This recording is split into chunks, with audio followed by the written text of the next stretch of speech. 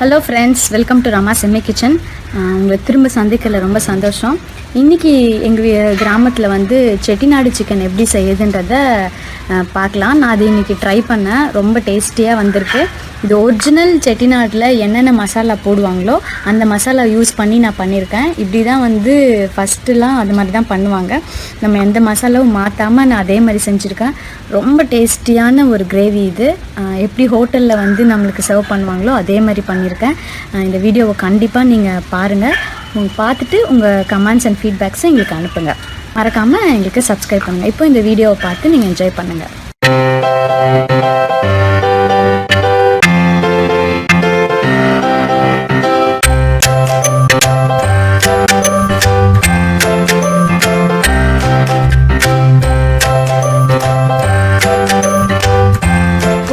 Chettinad chicken செய்யறதுக்கு என்னென்ன தேவையான பொருட்கள்னு பார்க்கலாம். 1 கிலோ சிக்கன் வந்து நல்லா வாஷ் பண்ணி மஞ்சத்தூள் போட்டு நான் வச்சுருக்கேன். இது 1 கிலோ சிக்கன். இது மசாலா வந்து இது வந்து சாம்பார் தூள். நம்ம வீட்டில் சாம்பார் வைக்கிறது எல்லா தனியா மிளகா மிளகு சீரகம் போட்டு சாம்பார் பொடி. இது சின்ன வெங்காயம், இஞ்சி பூண்டு பேஸ்ட்டு, மஞ்சத்தூள். இது 1 டேபிள் ஸ்பூன் மிளகு. 1 கிலோவுக்கு 1 டேபிள் ஸ்பூன் போதும். இது 2 டேபிள் ஸ்பூன் தனியா, அதாவது மல்லி. இது 1 டேபிள் ஸ்பூன் சீரகம். நம்ம செட்டிநாடு சிக்கனுக்கு எப்போவுமே இந்த குண்டு மிளகா தான் நம்ம யூஸ் பண்ணணும், நீட்டு மிளகா யூஸ் பண்ணக்கூடாது. இந்த குண்டு மிளகா எடுத்திருக்கேன். நம்மளுக்கு தேவையான அளவுக்கு சால்ட்டு. இது கரம் மசாலா, நம்ம தாளிக்கிறதுக்கு. இது நம்ம வதக்கிறதுக்கு தேவையான அளவுக்கு எண்ணெய். வெங்காயம், இது வந்து 1/2 கிலோ வெங்காயம் பொடியாக கட் பண்ணி வச்சுருக்கேன்.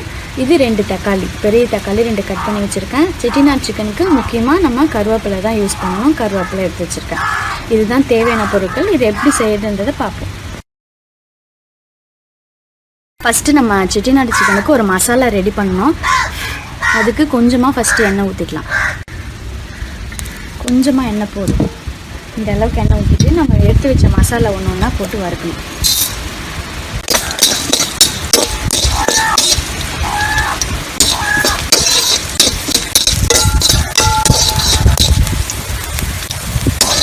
பொரியிற நேரத்தில் நம்ம எடுத்து வச்சு ஒன்று ஒன்றா மிளகு,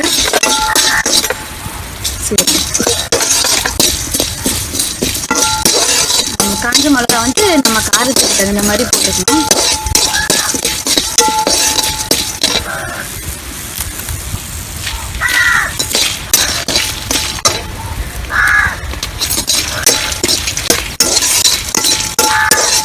மிளகு போட்டிருக்கோம், 6 காஞ்ச மிளகா போட்டிருக்கோங்க.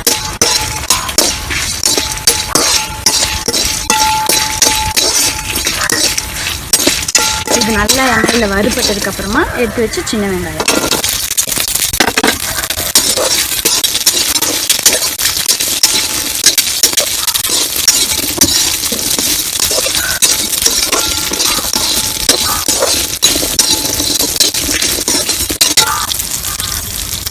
இதில் கொஞ்சமாக கருவேப்பிலை.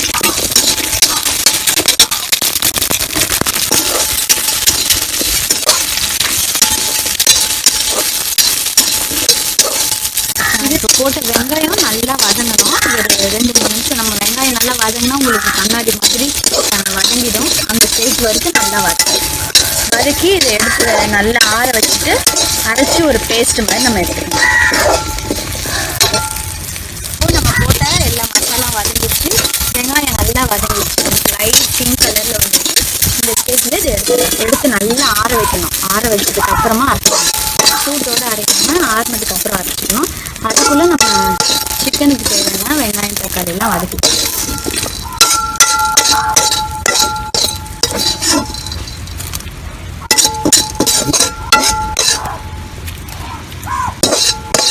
ஃபஸ்ட்டு நம்ம வந்து எண்ணெய் ஊற்றி எல்லா மசாலாவும் ரெடி பண்ணி வச்சுட்டோம். வறுத்த மசாலாவை அது தனியாக, அதுதான் நம்ம செட்டிநாடு சிக்கனோட மசாலா.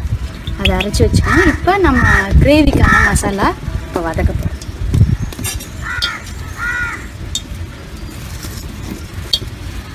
இது வந்து கரம் மசாலா, எல்லாமே பட்டை லவங்கம் எல்லாம் எடுத்து வச்சுருக்கு. பிரிஞ்சி இலை, அன்னாச்சி முக்கு.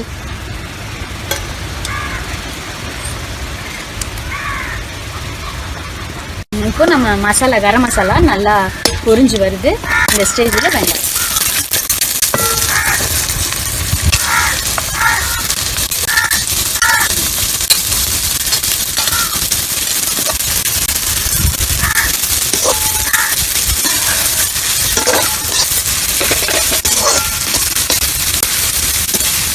கொஞ்சம் நல்லா வதங்கணும். ஒன்று ஒன்றா இதில் சேர்க்கணும். கொஞ்சம் வெங்காயம் கொஞ்சம் வதங்கினதுக்கப்புறமா அடுத்த பொருள் நம்ம சேர்க்கணும். இப்போது பார்த்தீங்கன்னா வெங்காயம் நல்லா வதங்கிடுச்சு, கண்ணாடி மாதிரி ஆகிப்போச்சு.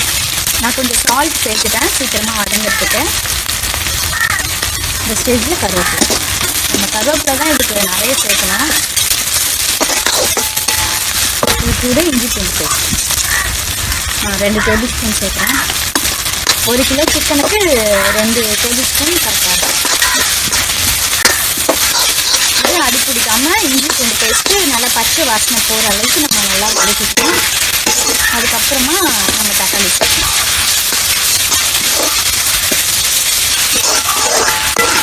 இப்போ நம்ம போட்ட இஞ்சி பூண்டு பேஸ்ட்டு நல்லா வதங்கிடுச்சு. உங்களுக்கு எண்ணெய் வெளியில் வருது. இந்த ஸ்டேஜில் தக்காளி நல்லா தக்காளி பழமாக போட்டோன்னா நம்மளுக்கு கிரேவி நல்லா டேஸ்ட்டாக இருக்கும். நான் வெங்காயம் வதங்கிறதுக்கு உப்பு போட்டேன். இப்போ தக்காளி நம்மளுக்கு சீக்கிரம் வதங்கணும்னா மஞ்சள் தூள்.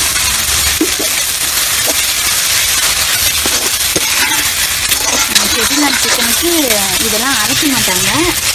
இது மாதிரி வதக்கினா தான் நல்லா டேஸ்டியாக இருக்கும்.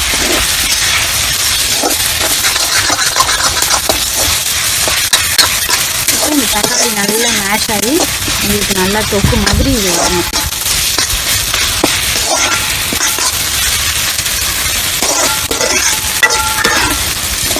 நல்லா வதங்கிச்சு. உங்களுக்கு பார்த்தா தெரியும், நல்லா எண்ணெய் பிரிஞ்சு வந்து தக்காளியும் நல்லா ஸ்மாஷ் ஆயிடுச்சு.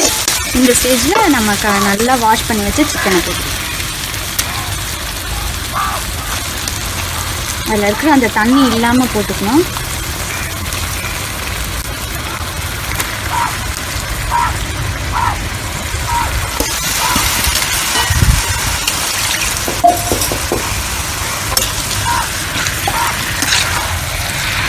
சிக்கனில் எப்பவுமே சால்ட் வந்து உடனே போடக்கூடாது. போட்டு வதக்கினோடனே சிக்கனோட இது மாறும், ஒரு மாதிரி வெள்ளை கலரில் மாறும். அந்த ஸ்டேஜில் தான் நம்ம வந்து சிக்கனில் உப்பு போடணும்.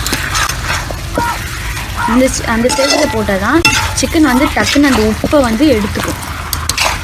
இப்போ உடனே உப்புமே போட்டால் அது ஒரு மாதிரி மறுத்த மாதிரி ஆகிடும் சிக்கனு.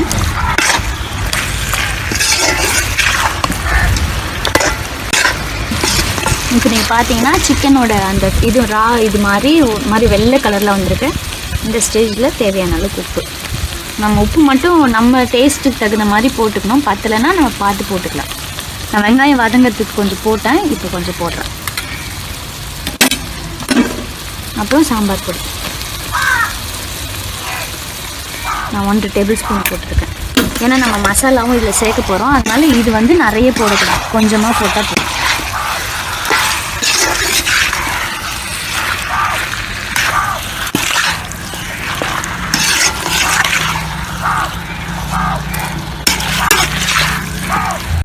இப்போ போட்ட நம்ம தூள் வந்து சாம்பார் பொடி வந்து எல்லா இடத்துலையும் நல்லா மிக்ஸ் ஆகிடுச்சு. இப்போ இந்த சிக்கன் நல்லா வேகணும், அதுக்கு தண்ணி இந்த அளவுக்கு போதும். இந்த தண்ணி கொதித்து நல்லா சுண்டுற அளவுக்கு இருந்ததுன்னா இந்த சிக்கன் எல்லாம் வெந்துடும் உங்களுக்கு நல்லா. இந்த ஸ்டேஜில் உப்பு மட்டும் நம்ம பார்த்துக்கலாம். காரம் வந்து நம்ம இன்னும் அதில் மிளகுலாம் போட்டு அரைச்சிருக்கோம். ஸோ அது போடும்போது காரம் நம்மளுக்கு வந்துடும். இதில் காரம் கம்மியாக இருந்தால் தான் நல்லாயிருக்கும். உப்பு மட்டும் நம்ம செக் பண்ணிவிட்டு வேணும்னா போட்டுக்கலாம். இப்போ இதை நம்ம மூடி போட்டு நல்லா அடுப்பு எரிய விட்டோம்னா நல்லா கொதி வந்து சிக்கன் நமக்கு சாஃப்டாக வெந்துடும். இப்போ போட்ட நான் ஊற்றின தண்ணி நல்லா சுண்டி உங்களுக்கு நல்லா குழம்பு மாதிரி வந்துச்சு. சிக்கன் பாருங்கள் எவ்வளோ சாஃப்டாக வந்துச்சுன்னு. இந்த ஸ்டேஜில் நம்ம அரைச்சி வச்ச மசாலா, நம்ம இந்த சிக்கனுக்கு எவ்வளோ தேவையோ அந்த மசாலா கூட போட்டுக்கலாம். நம்ம அரைச்ச எல்லாத்தையும் போடணும்ல, டேஸ்ட் பண்ணி பார்த்துட்டு தேவைப்பட்டதுன்னா இன்னும் கொஞ்சம் போட்டுக்கலாம். நம்ம இது எல்லாமே போட்டால் கரெக்டாக இருக்கும் 1 கிலோ.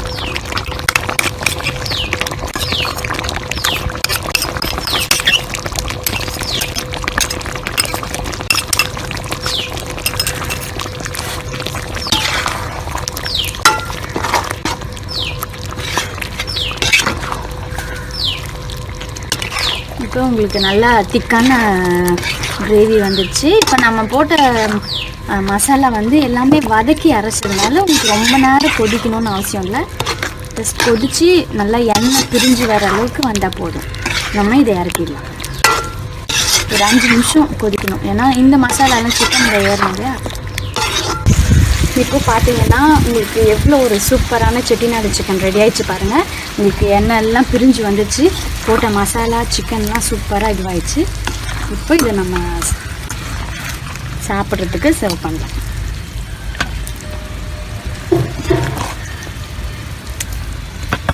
இது வந்து எல்லாத்தோட சப்பாத்தி, இட்லி, தோசை, ரைஸ் எது கூட வேணாலும் நம்ம சாப்பிட்லாம். ரொம்ப சூப்பராக இருக்கும். இது வந்து பெருஞ்சீரகம், கருவேப்பிலை, காஞ்ச மிளகா. நீங்கள் ஹோட்டலில் செட்டிநாடு சிக்கன் வந்து ஆர்டர் பண்ணிங்கன்னா உங்களுக்கு மேலே இப்படி தான் கொடுப்பாங்க.